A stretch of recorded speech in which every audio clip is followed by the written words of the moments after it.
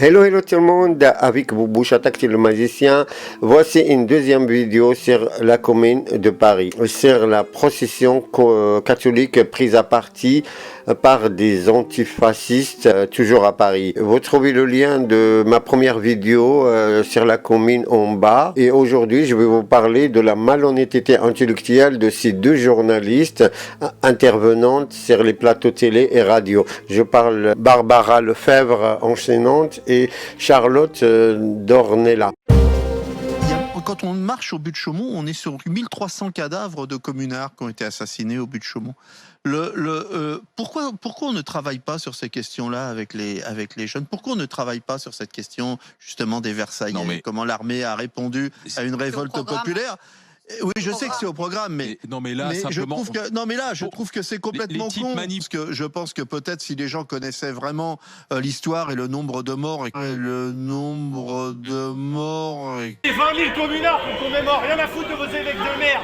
Attendez. Parce qu'il y a 30 000 fusillés, monsieur, voilà. Comment ça s'est passé? Par exemple, il faut savoir que l'intégralité des photographies qu'on a d'un mec qui s'appelait Absel Happer, qui est le photographe de la commune, sont fausses. Ce sont des photographies de reconstitution après la commune. Partout où précisément on voit ces prêtres tués sont des fausses photos. Les photomontages des frères Appert sont bourrés d'invraisemblances.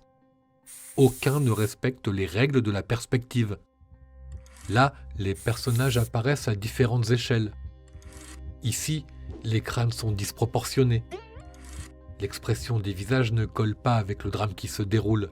Aujourd'hui, il faudrait aussi apprendre le nombre de biens patrimoniaux qui ont été brûlés par les communards, qui ont détruit une grande partie de monuments.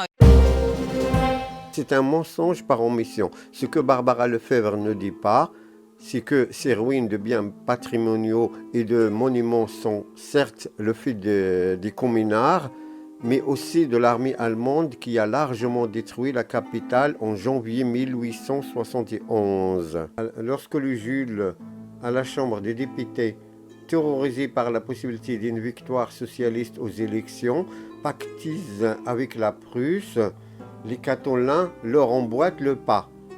Le deal était simple. Nous vous offrons l'Alsace et la Lorraine à condition que vos canons pointent les faubourgs de Paris. On se tape les uns sur les autres en prétextant des événements historiques dont, à mon avis, si on avait réuni tous ces braves gens dans une salle et qu'on leur avait fait un quiz sur la commune, on se serait encore bien marré, comme sur tous les conflits d'ailleurs. Il y en a certains, moi je les enfermerais bien 5 minutes pour leur faire un petit quiz d'histoire et rigoler un coup. Faire un petit quiz d'histoire et rigoler un coup. Avec toi comme prof. Ouais, voilà. Pas que. Hein. Et Étienne, on fait ça en binôme. Oui, parce que question d'objectivité. Madame Barbara Lefebvre, comme dans votre habitude, vous exprimez ici un mépris de classe et un mépris social pour maintenir le désordre dans la société et faire plaisir à ceux qui vous payent. Je vous invite à aller faire un tour dans ma chaîne. Vous allez voir que dans les manifestations que j'ai filmées, il y a des citoyens intègres, plus instruits et plus intelligents que vous. En plus de la violence dont ont fait preuve à la fois ces antifas et puis certaines personnes se revendiquant de la commune précédemment, s'ajoute une ignorance crasse de la période qu'ils prétendent commémorer ou incarner. Et donc, regardez l'histoire en face, il n'y a aucun problème. Demander pardon aujourd'hui au nom d'actes qui ont été faits dans le passé par d'autres personnes que nous, c'est discutable en tout cas comme procédé.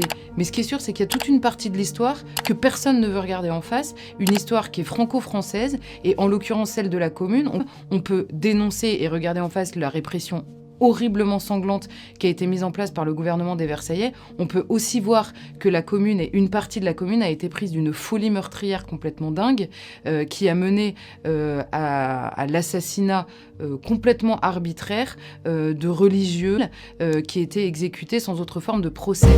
Pourquoi dans les deux vidéos, les deux intervenantes sont allergiques aux statistiques de cette parenthèse historique de la commune de Paris 1871? Pourquoi le nombre de morts de la commune est-il une question taboue? Ce qu'il faut savoir, c'est que Charlotte Dornella est une journaliste qui travaille chez Valeurs Actuelles, qui est un magazine d'extrême droite. Charlotte Dornella refait l'histoire de la commune en insinuant que le clergé n'était pour rien dans le cours de ces événements. Pour reprendre vos mots, C'est discutable en tout cas comme procédé. vous dites aussi À l'assassinat complètement arbitraire de religieux qui étaient exécutés sans autre forme de procès. c'est pareil pour l'assassinat du communard. Pas de procès non plus. Vous voulez regarder en face une partie de l'histoire, ok. Regardez la réalité des images truquées. Il faut se demander pourquoi se méfier et haïr ce triptyque maléfique encore et encore aujourd'hui. Bourgeoisie, aristocratie, clergé. Pourquoi il y a eu des membres de l'Action française dans le SO, les services d'ordre de cette procession attaquée? C'est des fachos. Ouais. Il y avait des gens de l'Action française dans le service d'ordre. C'est des fachos.